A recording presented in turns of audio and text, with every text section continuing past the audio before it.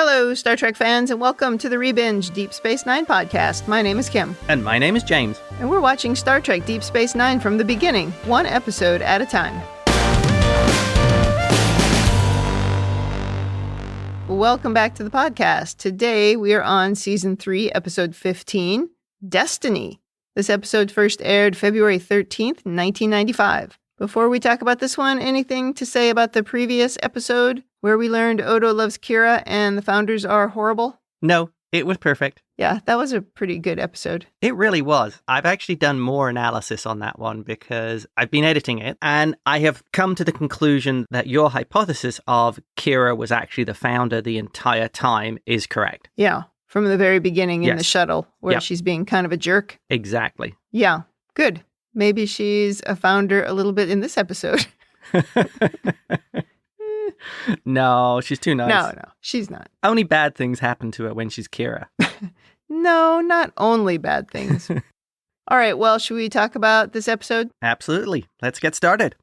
In the cold open, Sisko's doing a station log, and he tells us that a team of Cardassian scientists is coming to the station to assist in deploying a subspace relay in the Gamma Quadrant. If successful, it will allow communication through the wormhole. Then we drop into Odo giving Sisko a tour of the quarters assigned to the senior Cardassian scientist named Ulani. Sisko is straightening the artwork on the wall and asking about security measures. He wants them to feel like guests. Odo points out there are still elements on both sides who oppose the new peace treaty, but Sisko wants people to get used to seeing Cardassians on the promenade. I kind of sympathize with Sisko's viewpoint here. The Bajorans, now they have a peace treaty, are going to have to get used to Cardassians walking around on the promenade. But really, these are the same people who just a few months before were murdering Bajorans en masse. Peace treaty or not, that's kind of a big ask, even for the Emissary. Right. I don't think they're going to get over it quite that easily. There might be a few more stabbings. Right. And that wouldn't have even been that long ago in terms of the station time. No, like a year. Also, you also pointed out how Cisco was straightening the artwork. Mm-hmm. I think he's actually checking for founders. Oh, maybe. Like when Quark was knocking on the table Yeah. a few episodes back. Yeah, maybe that's what he's doing. Are you a founder? Are you a founder? Yeah, because we know Odo likes turning into paintings, so... That is the truth. Well, then Dax comes in saying she received the final update from the Cardassians about the transceiver they designed for the communication relay. She's not convinced it's going to work. This often seems to be her opinion of outside scientists' work. She's dubious, like in that episode Second Sight with the terraforming scientist. Yes. Well, the Trill do seem a little bit snooty about not invented here. Yeah, she's definitely that way. In comes Quark with bottles of Kanar for each of the Cardassian scientists. Odo wonders how Quark already knows all about the visitors, which Quark just says, Odo, please. He has 3 cases of Kanar in storage, and he's looking forward to Cardassians coming back onto the station and buying them now that there's a peace treaty. Dax says, well, as the 34th rule of acquisition says, peace is good for business. But Quark corrects her. That's the 35th rule. The 34th rule is war is good for business. They win either way. There's a whole conversation then about him wanting to expand quarks for all of the Cardassians who are coming. I mean, it's all a little bit silly and kind of pointless. But we learn that live vol fights are a Cardassian pastime. Yeah. And Cisco says they're not having live vol fights on the promenade. No. It does sound like a Cardassian thing, though. Sounds terrible. Well, now, what's funny about this is why won't the Federation allow it? Because that's part of Cardassian culture. So it's completely valid. Why are they putting their moral standings and feelings about animal welfare above Cardassian culture? I think this is where Garrick should come in and give Sisko a lecture on how humans were way worse than Cardassians, and this should totally be allowed and is completely valid. That would be fitting. Yeah. Yes. But thankfully, nobody does that. And also, thankfully, we just dropped this subject from here.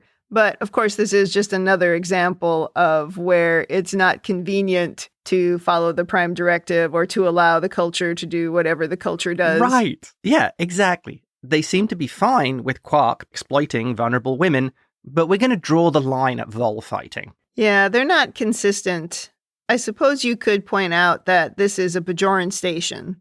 And so they don't have to follow the cultural rules or cultural norms of the Cardassians, but they do of the Bajorans. But you shouldn't have to of the Ferengi. But here we are. Cisco cares about the vols, but anyway. Cisco has shown care about the vols. Maybe that's why he doesn't want to allow it.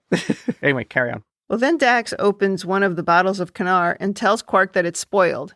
He's got 3 cases of rotten Canar. That look on Dax's face said it all. It did. It must smell pretty bad. There's a lot of things in this scene that are kind of silly because now we just sort of shoo Quark away and it ends. I don't know. There was a lot of stuff going on. I think sometimes the cold opens are used like that. They just bring in a bunch of goofy stuff. Yeah. And then we kind of start the show.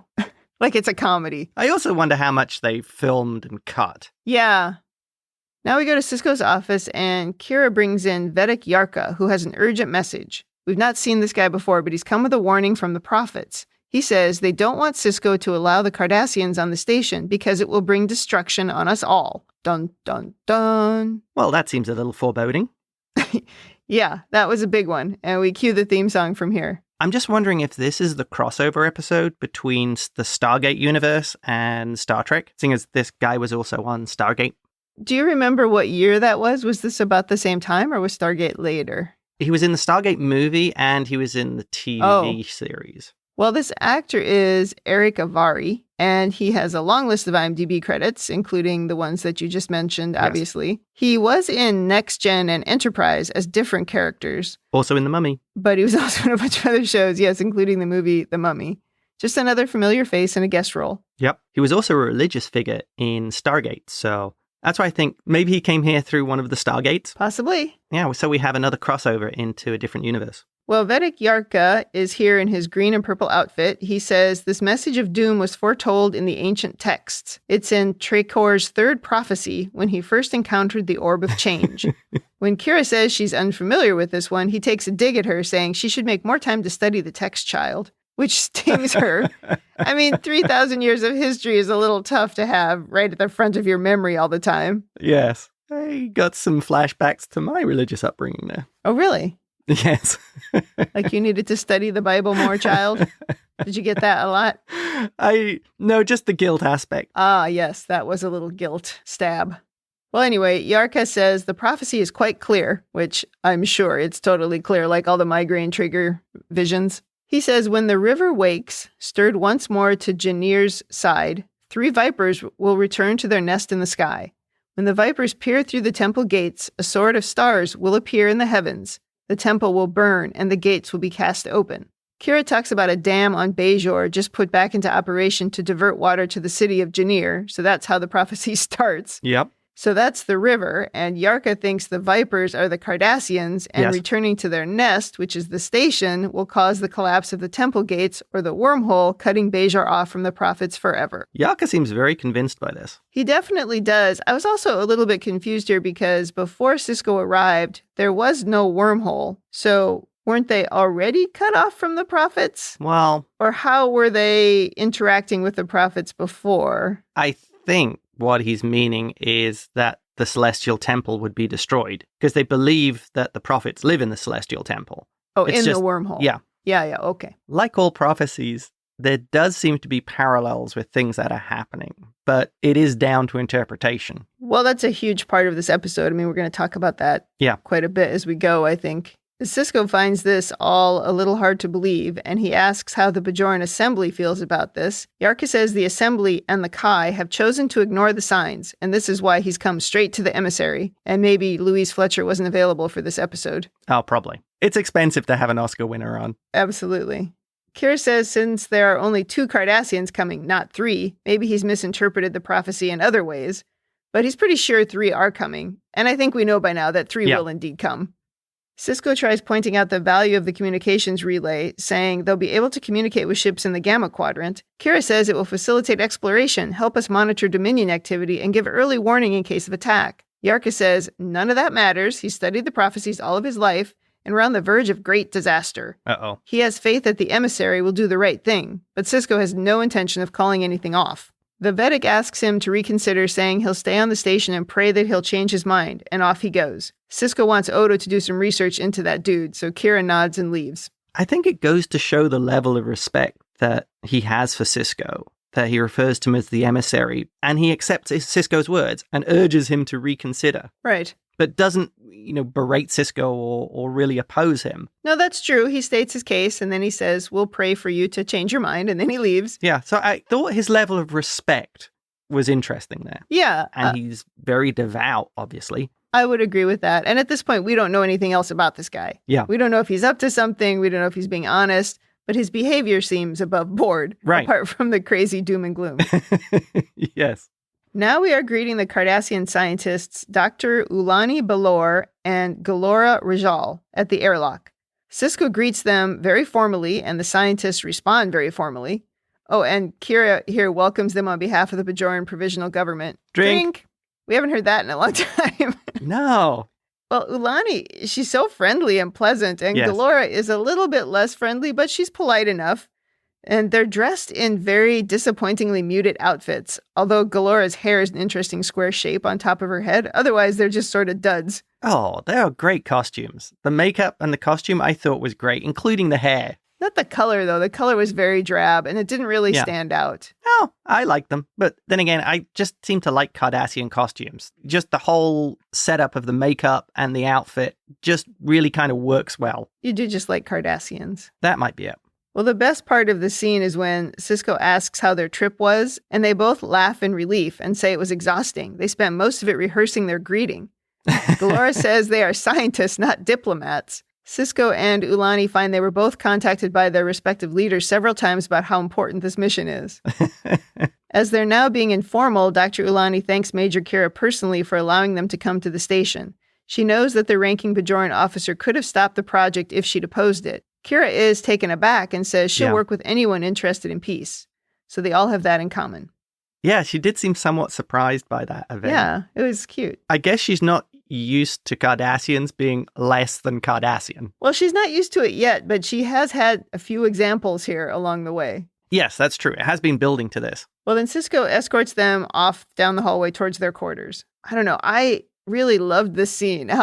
When they all kind of relaxed after the formal greeting, it felt very realistic. Yeah. But let's talk about the actors here. So Ulani is played by Wendy Robie or Robbie. I don't know how to say it. And Galora is played by Tracy Scoggins. Wendy doesn't have a lot of acting credits, but at this time she was probably fairly well known as the eye patch wearing woman on Twin Peaks. Oh, funny. Yeah, and Tracy Scoggins was in one episode of nearly every show in the 80s before a longer stint on Dynasty.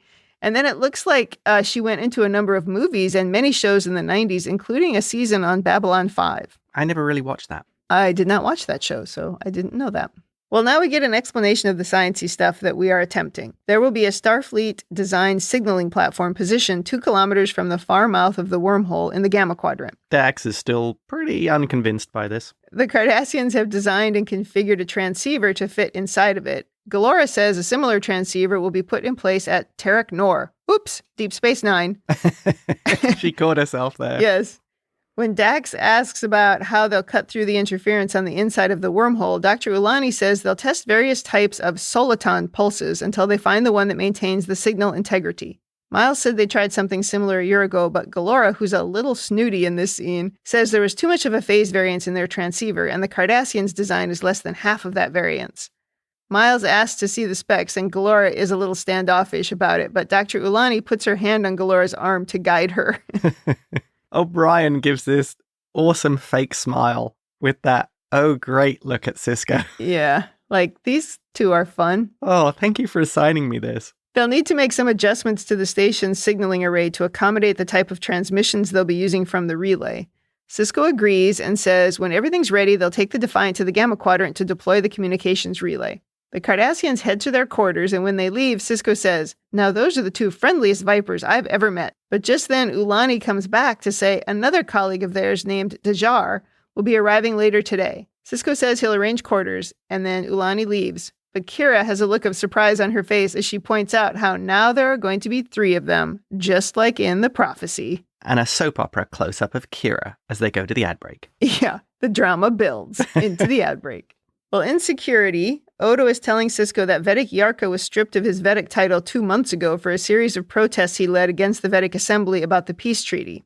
So his agenda may be to use this prophecy to interfere with the treaty. Odo says it's probably coloring his view of the prophecy the same way Sisko's agenda is coloring his view. Cisco protests that he has no agenda, he just wants the peace treaty to work. But that's not the agenda Odo was talking about. He thinks Sisko is trying to distance himself from the title of Emissary. That is actually quite a valid observation. Definitely. And Sisko doesn't deny it, but he asks Odo if he thinks he's dismissing the prophecy too easily because he doesn't want to be Emissary, which is a good question. Yeah. And Odo says in his experience, all humanoids have an agenda of some sort that influences them, whether they know it or not. Oh, Odo, he's being speciesist again.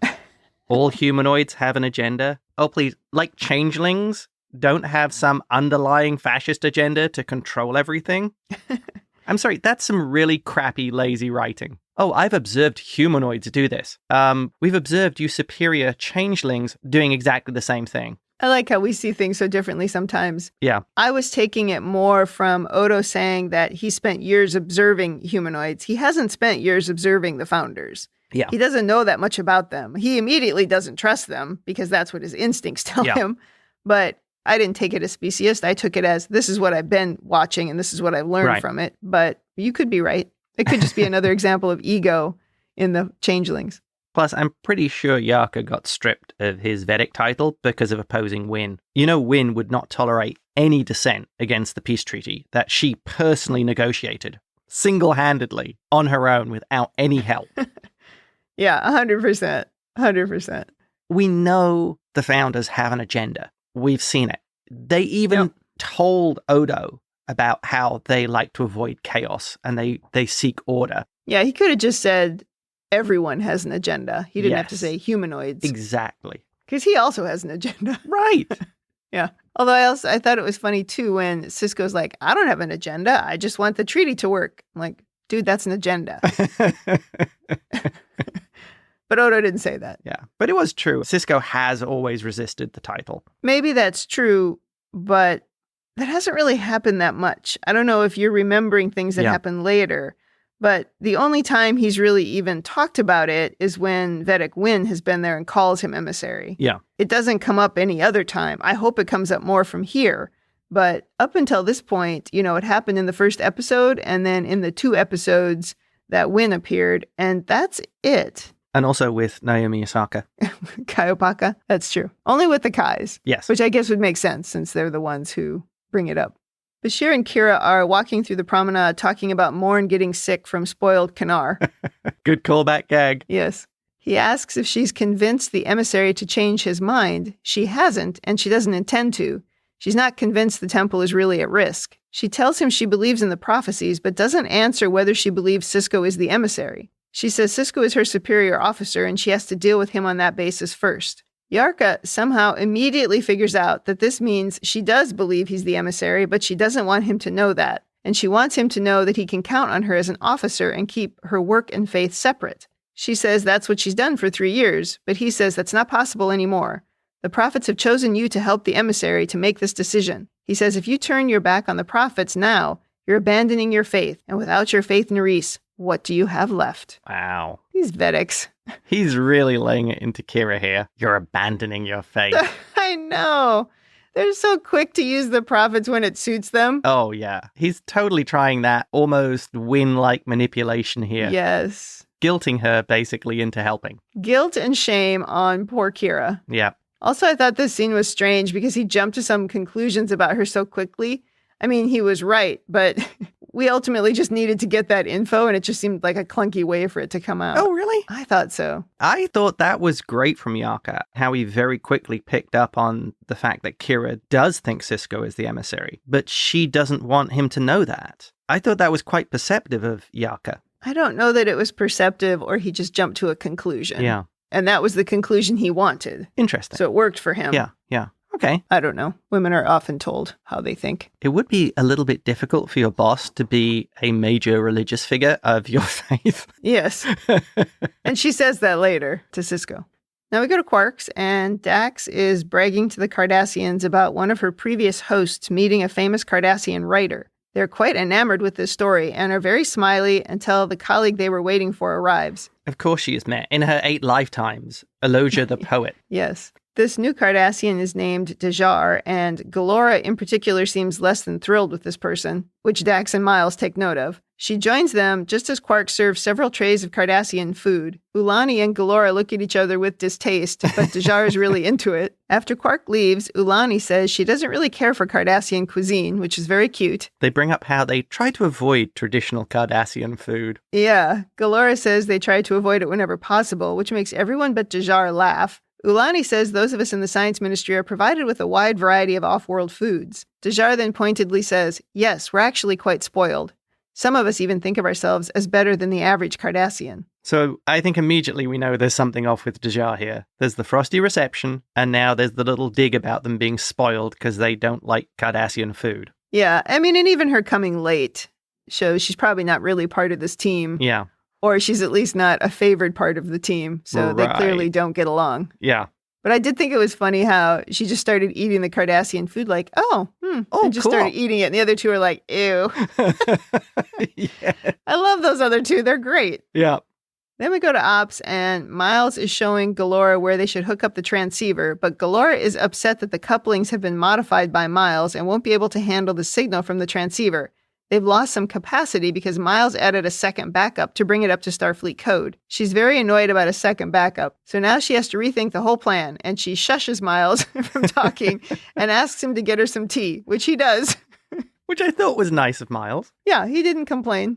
He didn't like it, but he didn't complain. You know, this might actually explain why everything on the station is broken and Miles is always fixing it. The Cardassian tech is all wing and a prayer. They have certain standards. Yes. And those standards are more about performance than about backup and stability, which I think we've seen in real life.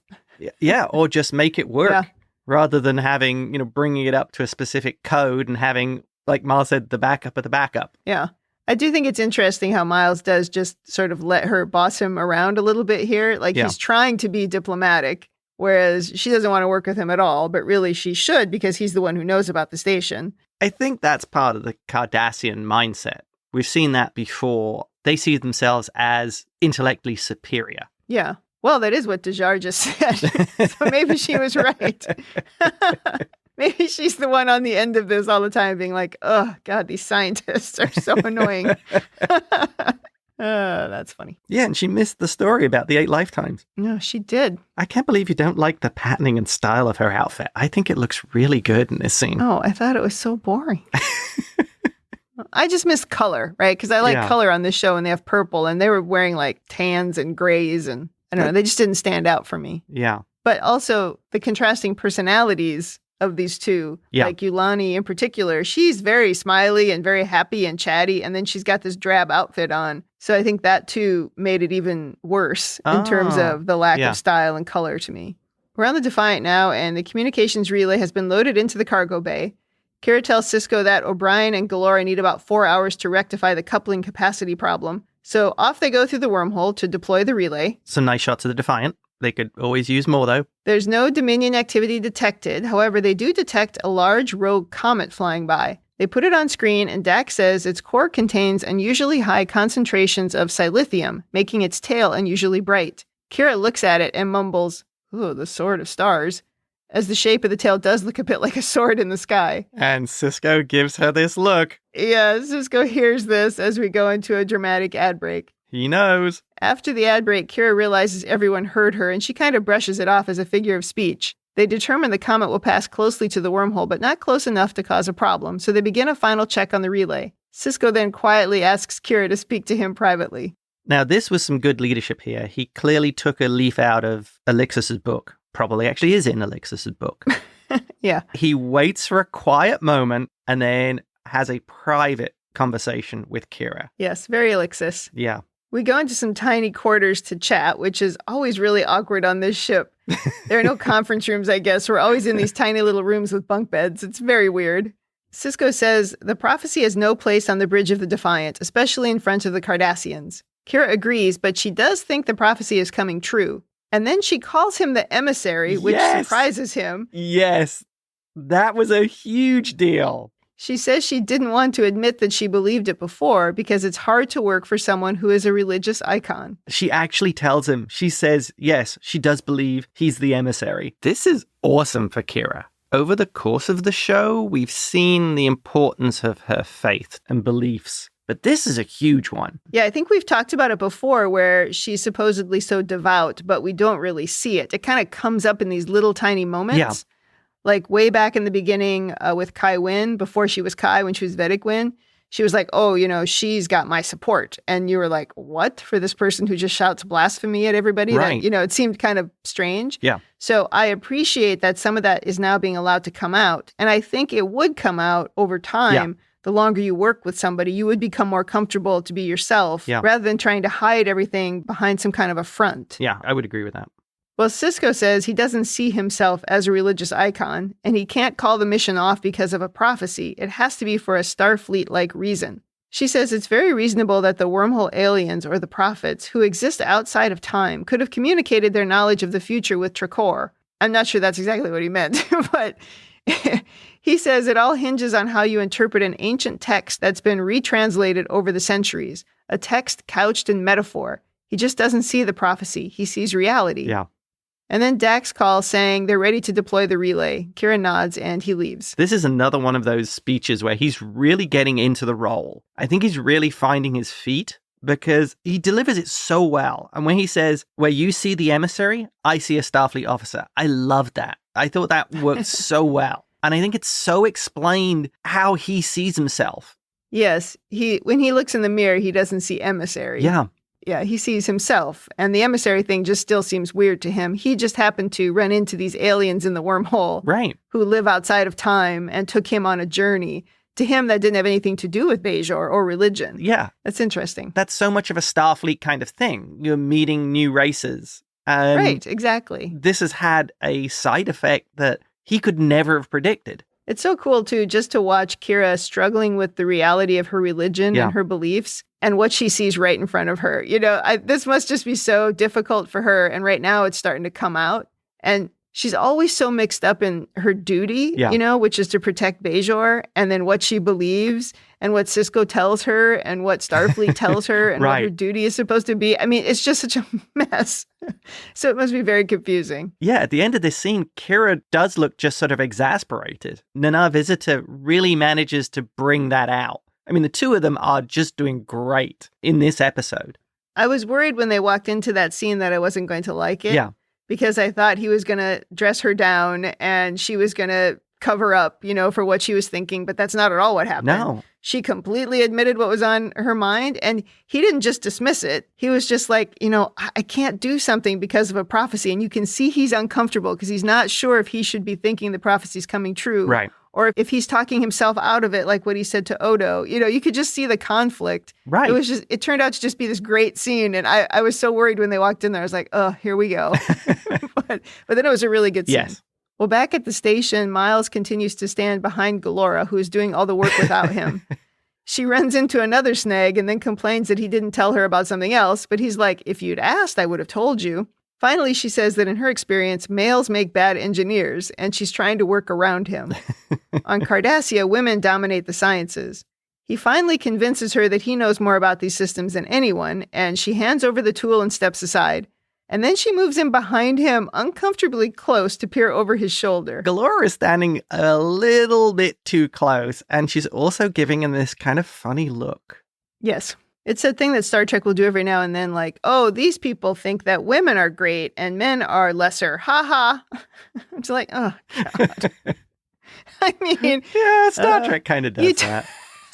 I can't remember which episode it was in, but you talked about dime store novel writing. And sometimes that's what it feels like when we do things like that. It's like, oh, if we just flip it upside down, look how funny and interesting that is. It's like, no, not really. I mean, she could just be a snooty scientist. Why does it have to be, oh, women are better scientists? I don't know. It lacked nuance. Yeah. But this was the side story. This wasn't the main story. Right. And we haven't really seen that in Cardassian society to this point. No. So it gave them the opportunity to do it. So on the Defiant, the relay has been deployed. So they initiate a carrier wave toward the wormhole. Nothing happens. So they try a different frequency, which causes a neutrino surge from the wormhole. The wormhole opens and the ship starts shaking. Kira shouts that its gravitational well has increased by a factor of 3. So they stop the carrier wave and everything goes back to normal. However, the wormhole's gravitational surge has caused the comet to shift course and turn toward the wormhole. Uh-oh. The silithium in that comet will cause the wormhole to collapse. Here comes the prophecy into the ad break. Uh-oh. So the Sword of Stars is about to crash into the Celestial Temple. The gates of the Celestial Temple. It's all coming true. Yeah, it's all coming true. Well, now we only have 5 hours before the comet reaches the wormhole, so they've returned to the station and gathered everyone together to figure out what to do. We learn that the subspace inversion caused by the carrier wave is what caused the gravitational increase. The Cardassians knew this was a possibility, but because they fall under the jurisdiction of the military rule, they aren't supposed to make projects look unnecessarily dangerous, so they didn't share all of their data. That is not good. Yeah. So basically they hide results that might make things look bad. Yeah. That's a great way of conducting science. Yeah, that is very dangerous. Well, then Bajor speaks up saying she's sure the science ministry will want to assemble a new team to continue work on the relay, which really annoys the Cardassian scientists. Before this, when Ulani is talking, do you notice that Bajor is just staring at them? Yes. She sort of has this glare at the two of them. And also she's not helping in any way. Yeah. Well, regardless of all of this, they all need to figure out how to stop the comet from hitting the wormhole. A tractor beam or phaser fire will probably cause it to break into smaller pieces, creating a bigger mess. Although they never said why that would be a bigger mess. I was like, maybe it'd be okay then. But anyway, no, apparently that's bad. But Miles thinks maybe he could modify the Defiant's phasers to create a beam wide enough to encompass the entire comet and vaporize it evenly. Cisco tells them to get on it. Now Miles and Galora are crawling around inside the Defiant, talking about science stuff. She's now very close to Miles, keeping an eye on him. Like she seems to watch his butt as he crawls by her. The whole thing is very strange. As he's working, she starts stroking his arm, which makes Miles uncomfortable. Then she says she assures him that she's quite fertile, which makes Miles hit his head. Yeah, he does the total comedy bit if he jumps backwards and bashes his head on the... Yes. When he says he's married with a child, she asks why he's been leading her on. I haven't, Miles insists. But she took his overt irritability as a signal that he wished to pursue a physical relationship. Oops. Miles says that's not how humans relate. She says, oh, this is a case of cross-cultural misunderstanding. And it all would have been fine if he'd just gone back to work, but instead he stupidly says, I'm not remotely interested in you, which irritates her. So it's not the right thing to say, Miles. Because now she's embarrassed and she crawls away. That's rude in any cultural translation. Totally. I thought this was perfect for Cardassians, that how you would show interest in someone would be being irritable or crabby towards them. It seems perfect for that race. Feels a little Klingon-y. I don't know. I see what you mean, yes. Kind of aggressive. I think they would be more direct confrontational with you rather than being sort of snippy or crabby. Yeah, I guess so. In Sisko's office, Dax tells him that Miles is nearly ready with the phaser upgrades. Dax notices Cisco is distracted and guesses that he's reading up on Bajoran prophecies concerning the Emissary. He says there are hundreds of them, and most are vague and contradictory, but if you interpret them in a certain way, some of them are already coming true. Focusing on the science, Dax says there's every reason to believe they can destroy the comet. Well, this is the thing about prophecies. You read them in the correct way, and you can make them appear to say anything you want. Yeah. These are not the nice and accurate prophecies of Agnes Nutter. Who is that? That is the witch from Terry Pratchett's Good Omens, who writes the most accurate prophecy book of all time. Oh. Of which there's only one copy. No, these are very confusing. And when they have the migraine triggers and everything, yeah, everything is just so interpretable. Yes. Is that a word? Interpretable? Interpretatable. Yes. Well, Cisco is just worried that if he ignores this prophecy, something else is going to go wrong. She says, if you'd never heard of this prophecy, what would you do? He says, I'd continue working on the relay. Well, she says, then either make your own decisions or let these prophecies make them for you. Ooh. He shuts off the screen and says, let's go to the Defiant. Though I'm not sure he's totally convinced. Yes. He doesn't seem fully on board with that advice. No. Well, back through the wormhole we go.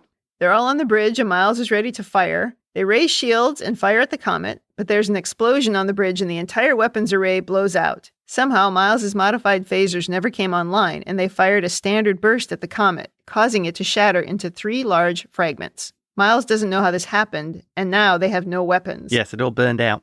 Big drama into another ad break. After the ad break, Miles finds that the main emitter coupling was depolarized. He assumes he accidentally inverted the power flow when he was modifying the phaser array, but as he's saying this, the Cardassians are looking at Bajor, which Kira notices. Galora says this wasn't an accident. Bajor is a member of the Obsidian Order, and she sabotaged the coupling. We knew there was something fishy about her. Yeah. Ulani tries to stop the outburst, but too late.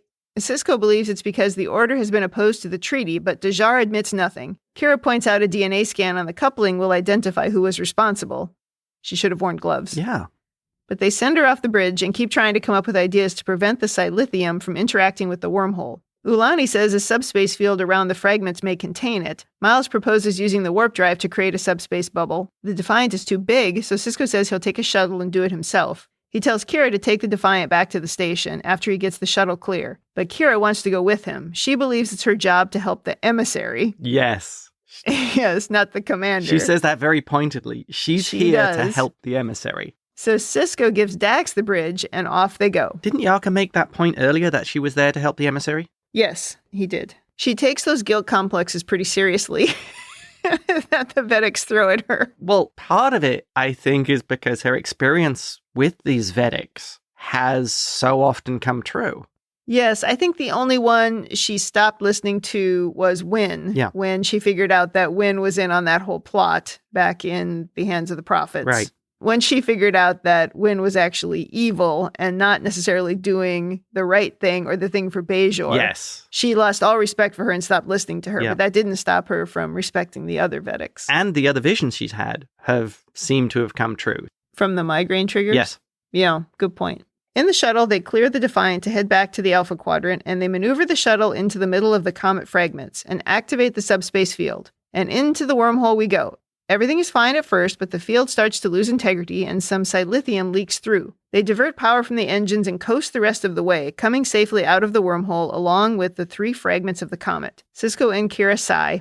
Back on the Defiant, Miles picks up the test signal from the other side of the wormhole. The silithium trail left by the comet has created a carrier wave, allowing the signal to travel through. Cisco says it's like the wormhole was left open just enough for the signal to get through. The prophecy came true, Kira says. All of it. We just misinterpreted it. The 3 Vipers weren't the Cardassians. They were the 3 comet fragments. The communications relay was us trying to peer through the gates, and the silithium burned the temple gates so they never close again. And it's all because the Emissary used the Sword of Stars.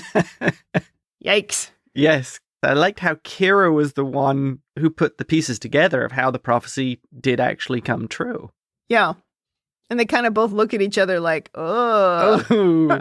Although I will say, it is much easier to interpret a prophecy after the events have happened. Oh, yeah. Absolutely. Definitely. I don't think you would have guessed this. Right. Which is why it's almost weird to do anything or try to make any decisions based on them. It makes more sense when you look back and say, oh, look, they predicted this. Yes.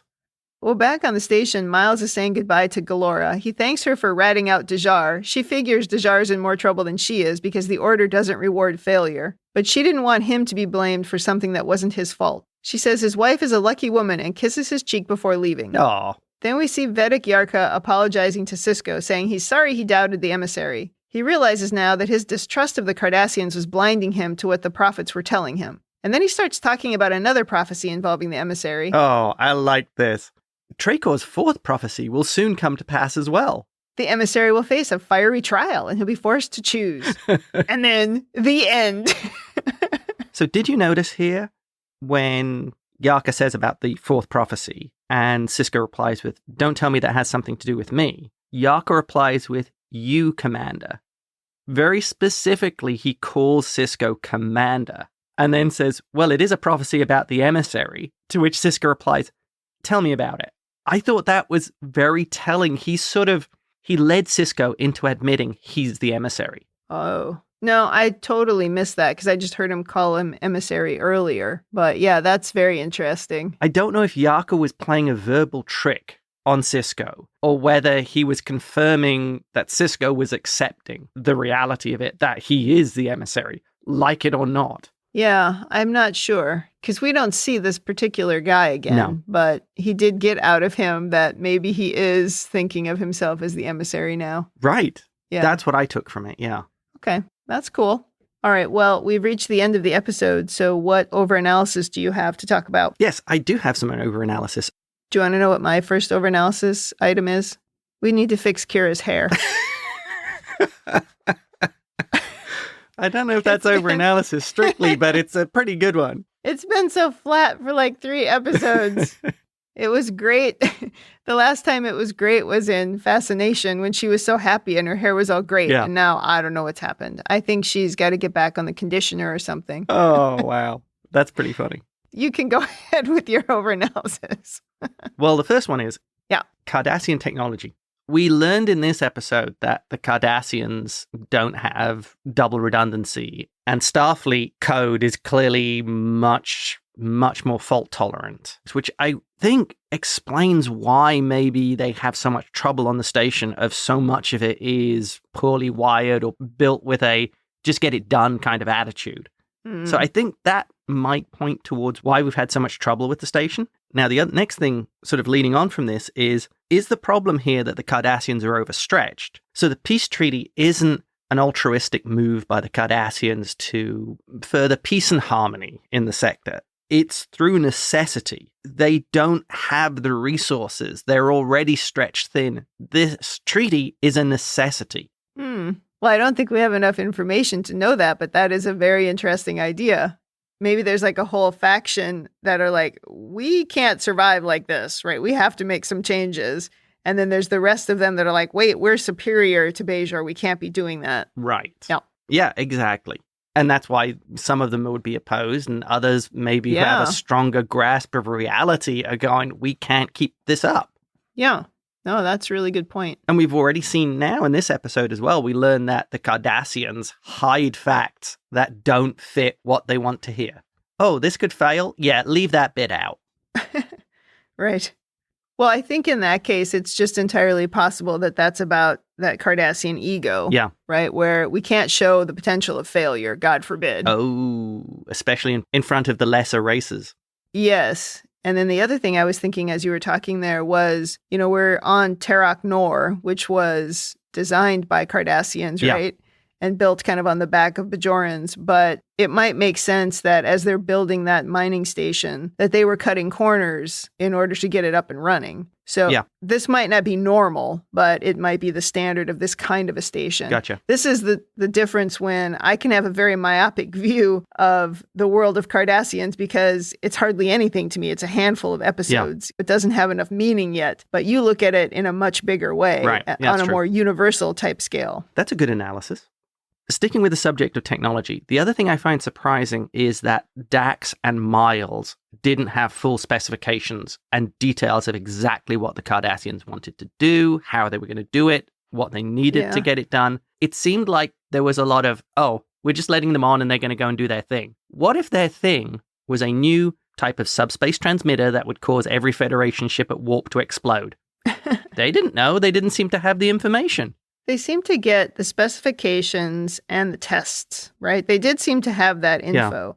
But the final piece of how the signal was going to go through the wormhole wasn't included in the specifications because, as it turned out, the Cardassians didn't know either. They were just going to try some different kinds of carrier waves to make it work. It seems like they did have as much information as they had, but they didn't put anything in there that was maybe risky or incomplete, even though it existed. Yeah. So even then, Dax and Miles are working on limited information. Right. And that would be such a red flag. I mean, if Cisco wanted to stop it for Starfleet reasons, I think that would be the big one to stop it for. Yeah, there were your Starfleet reasons. Yeah. But I would hope that we learn from this, that the next time we do a project with the Cardassians, we say, could we see all of the risk plans? Yeah. Not just the ones that you think are okay for us to look at. We want a copy of the stuff you put in the shredder. Yeah. And I think my final point is moving on to Cisco and the Bajoran religion. Yeah. I really like and appreciate the way that the Cisco character is moving here, because to him, the beliefs of the Bajorans can be dismissed by science and reason, which supersedes them, trumps them, as it were, because he has this science background, this grounding in reality. And for members of the Federation, meeting an alien race that lives outside time, come on, it's been happening since the 60s. So having these moves of him seeing that there is more to this, that he may have to accept that he is a religious figure, that he is the emissary, and him coming to terms with it. I really loved this. Yeah, I really like that about it too. I even just like that final scene between Kira and Cisco where they're sitting in the shuttle and they're like, oh, that just happened, and the way they kind of looked at each other, and Cisco didn't have to say anything else, right? Because you knew that was shaking his whole thing, that he wasn't sure at the beginning. Well, that's not true. At the beginning, he didn't really believe in the prophecies. Yes. As we kind of went along, he started to question whether or not he was dismissing them too easily. And then she's like, hey, that happened. And now he's like, uh-oh, well, maybe I better pay attention to these, whether I want to or not. Right. Yeah. And this must be great for Kira's faith because if anything, it's reinforced what she believes. Absolutely. Yeah. In some ways, it almost becomes, it isn't a faith issue at this point. It's like the line from Constantine, you don't have faith, you know. And this is in some ways almost like that, because how could Kira have faith when she knows it's real? Yeah. It's hard even to relate to that. Yeah. Yeah. That's a very interesting way to look at it. Well, the note that I had written down that ties into what you're saying is that Odo helping Cisco realize that he was resisting being that religious icon. All of that, and then this thing with Kira and the thing actually kind of happening. Right. I felt like now, or at least the note that I took, which is why I wanted to bring it up, now he's going to really struggle to fight off believing that he's the emissary. I mean, It's kind of confusing, but you know what I mean? Yes. But I just felt like now he can't deny it so easily. And even though he still wants to. You can't be as dismissive of it as he has been. Yes. Right. Okay. Any other overanalysis? No, I think that wraps it up for me. Well, then let's move to women in the future. Okay. Does everyone who works with Miles have to fall in love with him? He is kind of attractive. I mean, this is ridiculous. Miles is not that irresistible. Let me just say, on behalf of women everywhere, we can resist you. We don't want to mate with all of you. And sometimes we just want to do our job. To me, this is like inverting the sexual harassment scale. Yeah. See, the women are coming on to us. Ooh. And it's stupid and it's demeaning and I don't like it. I see that, yes. So my note here in Women in the Future is get your act together, Star Trek. I mean, this is the kind of stuff that makes me appreciate the new Star Trek so much more. You can complain all you want about the things that you don't like about Discovery, Picard, whatever, the new shows. But the women are on the same level as the men. Mm-hmm. And that's what I appreciate about it. Yeah. It's not relying on tired tropes. We don't see these demeaning tropes in the new stuff, which is probably why it has a stronger following of people who maybe have felt disenfranchised by some of the shows in the 80s and the 90s and earlier. It gives us more agency, and I think that's important. But overall, there was a lot of interesting stuff here for the female characters. Like the Cardassian women were scientists and they had ideas and they were great. And I actually really liked them. And that was really great. I also liked what they're doing with Kira here. We talked about it a little bit, but she's always having these internal struggles. And we've been told that she has these strong religious beliefs, but we haven't seen it. So I like that we got to see it. And I like that we saw the struggle that she has between her faith and her job. I equated that a little bit to a struggle that a lot of women have at work between their home life, whether or not they're being a mom or whatever, and their job. So I kind of liked that. I thought that was a pretty strong thing. So it's like they have these highs and then they have these lows. And those lows are sometimes used for comedy. If we think about what they do with Lwaxana Troi, for example. Yeah. Gosh, she's a good character when they do good stuff with her. But when they demean her for comedy, it's so upsetting and it's so frustrating. Yeah. And it feels to me like they bring all women down. But then they'll turn around and they'll finish it with something strong. And she'll really stand out as being empathetic and a really solid, interesting character. So they just go so low and then all of a sudden they'll go high. And I would just love it if we could just stay high. There's so many other opportunities for humor. It doesn't have to always be at the expense of the woman. I guess that's the point I was trying to get to. Do you think it was formulaic? These were the writing norms of the time. This is what you did. Yes, because I think even women writers wrote these kinds of things because that's what sold at the time. Yeah. And that's what they thought people wanted to see. But come on, I don't know that it's true. Yeah. Well, apart from the stupid thing with Galore and Miles, this was a good episode for women. So I suppose I'll take my one step forward. Okay, let's move on to rating. Thumbs up, thumbs down, or neutral. What is your rating? Absolute thumbs up. Love this episode. So many great things. Kira and Cisco acting as just on fire. I enjoyed the story. There was the Defiant. Yes. It was a thoroughly enjoyable episode for me. I agree. I give it a thumbs up.